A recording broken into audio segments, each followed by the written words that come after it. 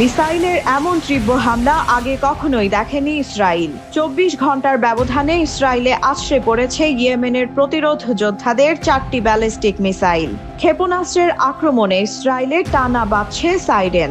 আতঙ্কে কোণঠাসা হয়ে পড়েছে ইসরায়েলিরা। ইয়েমেনের এই হামলার জবাবে ছুটতে থাকা ইসরায়েলিদের ধৈর্য ধরার আহ্বান জানাচ্ছে নেতানিয়াহুর সরকার।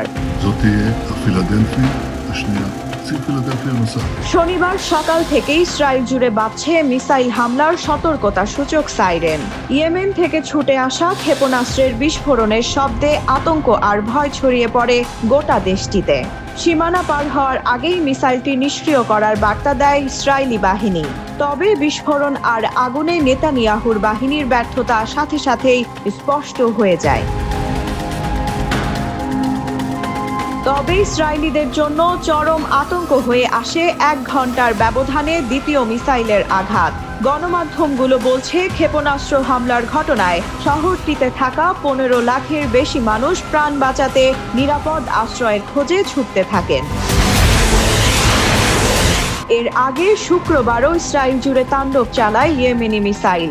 দাবানলের আগুনে বিধ্বস্ত দেশটির বন্দর নগরী হাইফা শহরে আছড়ে পড়ে ব্যালিস্টিক মিসাইল। রামাত ডেভিস বিমান ঘাঁটিতে মিসাইলের হামলা ভয়ঙ্কর বিস্ফোরণ ঘটায়। প্যালেস্টাইন টু হাইপারসনিক ব্যালিস্টিক ক্ষেপণাস্ত্রের আঘাতে আগুন ধরে যায় ঘাঁটিতে।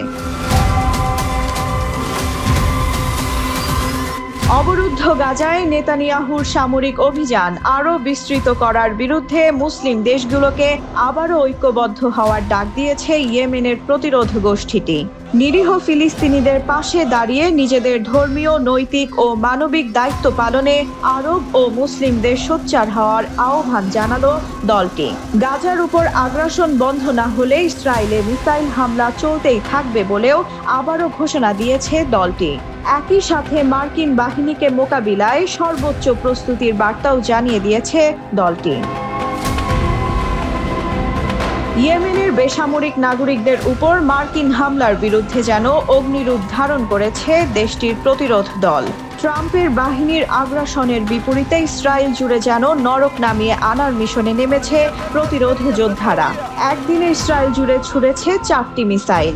ইসরায়েলি গণমাধ্যমগুলো এরই মধ্যে ইয়েমেনের ছোড়া মিসাইলে এক মানচিত্র প্রকাশ করেছে, যেখানে দেখা গেছে নেতানিয়াহুর দেশটির প্রতিটি কোণই রয়েছে প্রতিরোধ দলটির মিসাইলের আওতায়। এমনকি 1 মাসে ইসরায়েল জুড়ে এরই মধ্যে প্রায় 30টি মিসাইল আঘাত করেছে। ইসরায়েলি গণমাধ্যমগুলো বলছে মিসাইলের হামলায় এর আগে কখনো এত বাসিন্দাকে আশ্রয় কেন্দ্রে ছুটতে হয়নি। যুক্তরাষ্ট্রের নজিরবিহীন আক্রমণ সত্ত্বেও ইসরায়েলে এমন বিধ্বংসী হামলা ইয়েমেনের দলটির অবিশ্বাস্য শক্তিরই জানান দিচ্ছে। ইরানের নেতৃত্বাধীন গোষ্ঠীটির কাছে কত পরিমাণ মিসাইল রয়েছে তার সুনির্দিষ্ট কোনো তথ্য নেই নেতানিয়াহু বা ট্রাম্পের কাছে। তবে 2 বছর ধরে ইসরায়েলের বিরুদ্ধে টানা আক্রমণ চালিয়ে যাওয়া ইয়েমেনের যে নিজেদের ভান্ডারে থাকা অফুরন্ত মিসাইলে গোটা ইসরায়েলকেই ধসিয়ে দিতে পারে, সেটাই যেন স্পষ্ট হচ্ছে।